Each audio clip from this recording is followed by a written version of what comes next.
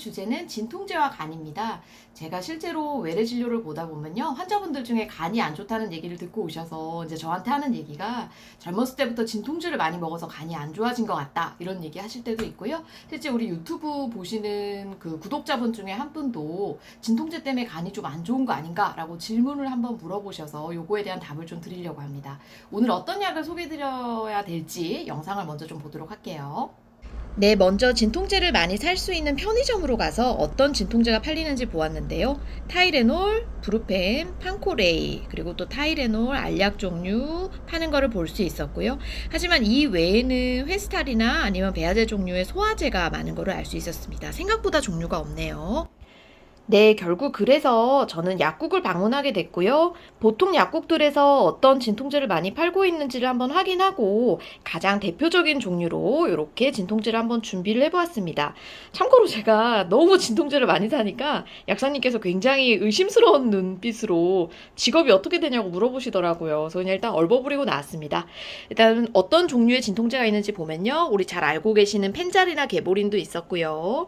아니면 솔루펜, 럭스펜, 뭔가 펜 시리즈가 있고, 그리고 유명한 타이레놀 종류가 있고요. 프리에스, 탁센, 확펜, 뭔가 펜, N 시리즈가 있는 거를 볼 수 있습니다. 그리고 일반적인 진통제와 진경제가 같이 섞인 복합제가 있는 것도 보실 수 있어요. 네, 여러분 약 종류가 생각보다 굉장히 많아서 좀 당황하셨죠. 오늘 제가 정리해서 얘기 드리도록 하겠습니다. 여러분 참고로 제가 대치동 출신입니다. 그래서 학원 강의에 익숙한 사람이라서요. 저는 복잡하게 정리를 하기보다는 핵심 3가지만 끝날 때 이따가 설명을 좀 드리도록 할게요. 일단 진통제는 저희가 크게 2가지로 나눠지는데 이 2가지를 잘 기억하셔야 됩니다. 첫 번째는 우리가 타이레놀로 알고 있는 아세트아미노펜, 그리고 그 외의 친구들, 이렇게 2가지가 있다라고 생각하시면 되고요. 그 외의 친구들을 통칭하는 명칭이 우리가 보통 엔세이드라고 하는 표현을 씁니다.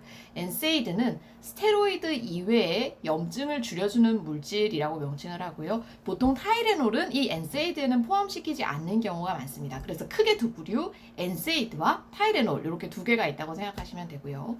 각각 어떤 차이가 있느냐? 엔세이드의 경우에는 우리가 염증을 완화시켜주는 작용이 굉장히 우선적입니다. 그래서 이걸 보통 우리가 소염이라고 표현을 하잖아요. 소염 작용이 우선적이고요. 타이레놀의 경우에는 해열 작용이나 아니면은 보통 진통 작용이 우선적입니다. 얘는 타이레놀은 염증을 줄여주는 소염 작용은 많지는 않은 편입니다. 그래서 둘 다 어쨌든 진통의 목적에서는 비교적 효과가 있는 편인데요. 타이레놀은 염증을 없애주는 면에서는 별로 효과가 없고, 하지만 개인적으로 어떤 두통이라든지 아니면 해열의 기능에서는 타이레놀이 엔세이드보다 조금 더 효과가 높은 분들도 많이 있습니다. 그래서 그 2개를 나누는 거고요. 우리가 흔히 잘못 알고 있는 지식 중에 하나가 타이레놀이 간에 안 좋다, 아세트아미노펜이 간에 안 좋다라고 생각하는데 굉장히 잘못 알고 계신 겁니다. 여러분, 진통제 중에서 가장 간에 안전한 물질이 타이레놀이에요. 그런데 왜 계속 타이레놀이 간에 안 좋다는 얘기가 들었는지 이상하시잖아요. 과용량을 복용할 때만 타이레놀은 간에 위험합니다. 과용량이 얼마냐면 우리가 보통 일반인 기준으로는 4000ml, 4g이 기준이고요. 술을 많이 드시거나 간이 안 좋은 분들의 기준은 3000mg, 3g입니다. 즉 3g이나 4g을 넘지 않으면 타이레놀은 너무 안전한 약이에요. 그래서 그 밑에 용량 650짜리를 하루에 세워 먹는다고 해서 절대 간 수치가 나빠지지 않고요. 타이레놀의 또 다른 장점 중에 하나는 우리가 부작용이 생길지 안 생길지를 예측을 할 수가 있다는 거예요. 예를 들면 우리가 보통 이부브로펜이라고 하는 아까 엔세이드 물질 있잖아요. 그거는 하나만 먹어도 막 피부에 발진이 일어나고 부작용이 나타나는 분들이 계시거든요. 타이레놀의 경우에는 앞서 얘기 드린 그 용량 안에서는 그러한 부작용이 거의 일어나지 않습니다. 즉 용량 의존적인 아주 대표적인 약물이기 때문에 간이 안 좋은 분일수록 타이레놀을 드셔야 됩니다. 물론 안전 용량으로요. 자, 그럼 안전 용량 좀 기억하기가 어렵잖아요. 3000, 4000, 3g, 4g 어떻게 기억하는 게 좋을까 제가 좀 고민을 했는데, 제가 좀 옛날 세대여서 기억나는 노래가 그거밖에 없어요. 룰라 혹시 3, 4라는 노래 기억하시나요? 그걸 타이레놀 용량으로 좀 기억을 해주시면 되겠습니다. 최근 노래는 제가 아는 게 없어서 암기하는데 별로 도움이 못 돼서 죄송합니다.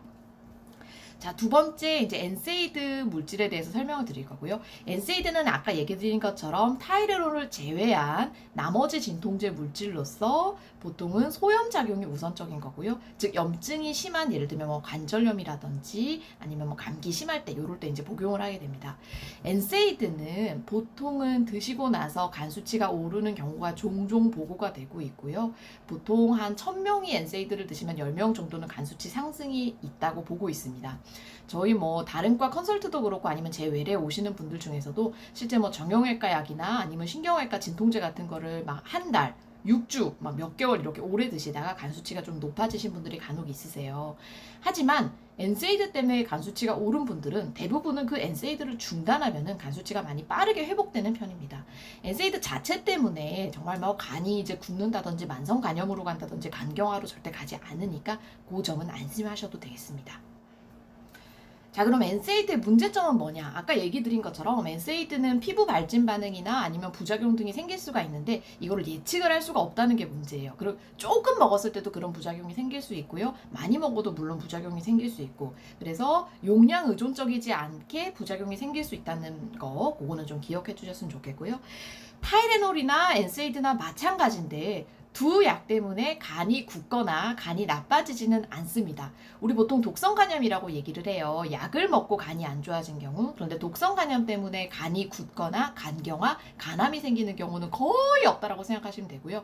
실제 간이 굳거나 아니면은 간암, 간경화가 생기는 경우는 만성 질환, 대표적인 게 우리 B형간염 바이러스, C형간염 바이러스, 술, 그 다음에 오래된 지방간 이런 거 있잖아요. 보통 그런 질환들이지 약제 때문에 간경화가 생기거나 간암은 절대는 너무 좀 세네요. 아무튼 생길 확률이 아주 낮다는 거를 기억하셨으면 좋겠습니다. 따라서 진통제를 오래 드시는 분들은 간 수치가 오를 정도는 고민을 하셔도 되겠지만 그거 자체 때문에 간이 나빠질 수 있을까? 이거에 대한 고민은 안 하셔도 될 것 같아요. 자, 그러면 개별 약제를 설명을 좀 이제 해드리도록 할게요. 자, 먼저 타이레놀입니다. 타이레놀은 이렇게 두 가지, 저희가 650짜리랑 500짜리 두 가지가 있고요. 650짜리가 이제 서방용으로서 8시간 되는 거고 500짜리는 보통 6시간 정도 간다고 되어 있습니다.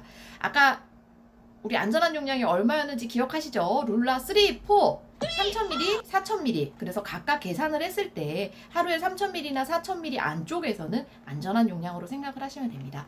타이레놀은 보통 제 경험상으로는 두통이나 아니면 해열작용에 많이 좋은 편이에요. 그래서 머리가 아프시거나 아니면 열이 많이 나서 막 덜덜 떨리고 힘드실 때는 타이레놀이 좀 효과적인 편입니다. 그리고 이제 타이레놀의 친구들로서 나온 애들이 몇 개가 있는데요. 우리 잘 알고 계신 펜잘, 그리고 게보린, 그리고 뭐 스카이적 이런 약들도 있더라고요. 이런 약들의 특징은 뭐냐면 일단 기본적으로는 이 약제들은 타이레놀, 아세트아미노펜을 모두 포함을 하고 있습니다. 하지만 이제 그 아세트아미노펜에다 플러스 알파를 뭔가 이제 넣었다는 건데요. 펜자 같은 경우에는 아세트아미노펜에다가 엔세이드 계열 어떤 약제를 또 넣었고요. 게보린도 아세트아미노펜에다가 엔세이드 계열 하나, 그러니까 두 약제 모두 진통제 두 종류를 넣었기 때문에 좀 더 효과가 높을 거라고 생각을 하는 것 같아요. 그리고 요 스카이정 같은 경우에는 보통 우리 생리통 같은 거 있을 때는 진통제뿐만 아니라 진경제가 도움이 된다고 해서 진경제가 같이 섞여 들어간 제제입니다. 그리고 이 펜자리나 게보린 같은 경우는 그 진통제 두 종류 말고도 보통 우리가 카페인이라고 얘기를 하죠. 카페인 종류도 들어가 있어요. 그래서 보통 뭐 정확한 정설까지는 아닌데 카페인이 두통에 좀 호전을 보인다는 얘기가 많아서 이 두 약이 막 두통 선전으로 많이 나왔을 겁니다. 기억나시죠? 네, 다음으로는 이제 엔세이드의 다양한 종류를 보여드릴게요. 엔세이드 종류는 이제 너무 많아가지고 제가 이제 하나하나 얘기 드리면 우리 아까 그 편의점에서도 팔고 있었던 거 이부프로펜정. 그래서 이부프로펜정은 우리가 액상으로도 있고 아니면 요런 이제 알약으로도 나오는 편이고요. 그리고 이부프로펜정 중에 우리가 또 친구 덱시브로펜이라고 하는 제제가 있습니다. 덱시브로펜은 이부프로펜과 거의 비슷한 성상이라고 생각하시면 되고요.